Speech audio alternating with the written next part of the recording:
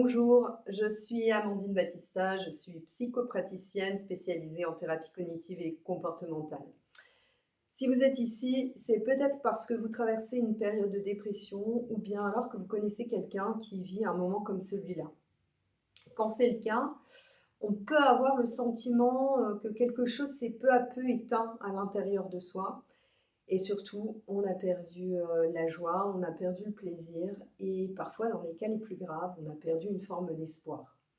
La première chose à poser, c'est très important, c'est que la dépression, ça n'est ni un manque de volonté, ni un défaut de caractère, ni une faiblesse. Autre chose très importante à savoir, c'est qu'il n'y a pas de fatalité.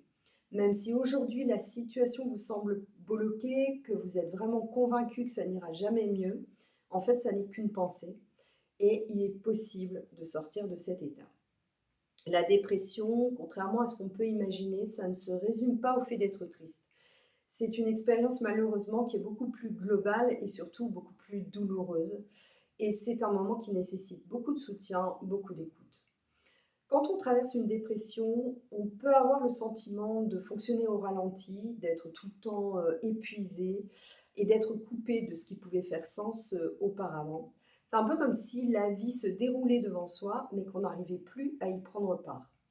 Tout nous demande beaucoup plus d'efforts qu'avant, l'élan n'est plus là, et même des choses qui étaient simples sont devenues très, très difficilement accessibles.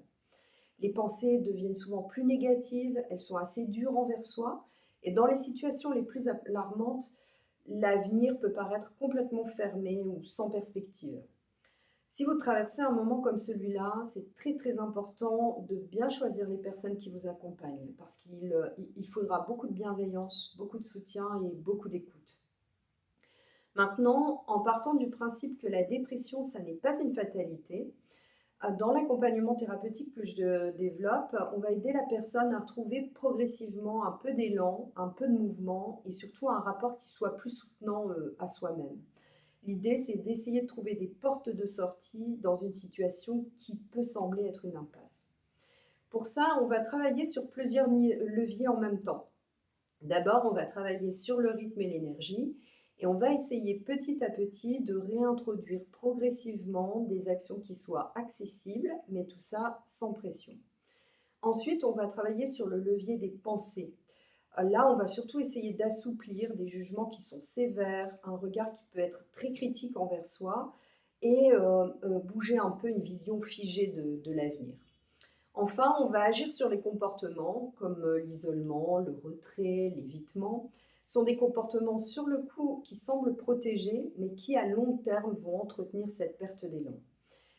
Le travail que l'on fait se fait pas à pas, dans le respect du rythme de la personne et de ce qu'elle est capable de mobiliser au moment de l'accompagnement. L'objectif, ça n'est pas d'aller bien tout de suite, ça n'est pas de retrouver non plus exactement la personne qu'on était auparavant. Ce qu'on cherche plutôt, c'est retrouver un peu de vitalité, un peu de sens, une relation plus douce et plus juste à soi-même. Vous allez trouver plus d'informations sur mon site à propos de cet accompagnement. Donc, si vous vous en sentez la force, prenez le temps d'y aller, de découvrir tout ça. Et surtout, surtout, n'oubliez pas qu'en cas d'extrême urgence, vous pouvez contacter gratuitement le numéro le 3114, qui est une ligne accessible 24 heures sur 24, qui est gratuite. Ou bien alors, rendez-vous dans les urgences les plus proches. En attendant, gardez espoir et surtout, prenez bien soin de vous.